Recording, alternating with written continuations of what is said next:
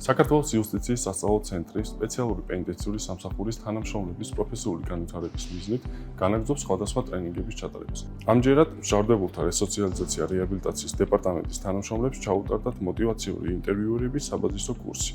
ტრენინგის მონაწილეები მიღებულ ცოდნას ყოველდღიურ პროფესიულ საქმიანობაში გამოიყენებენ. პენიტენციურ სისტემაში დასაქმებული სოციალური მუშაკების და ფსიქოლოგებისთვის ჩავატარეთ მოტივაციური ინტერვიუების ტრენინგი, რაც გულისხმობს გარკვეული ტექნიკების სწავლას, რომელიც დაეხმარება სპეციალისტებს ბენეფიციარებთან მუშაობის პროცესში.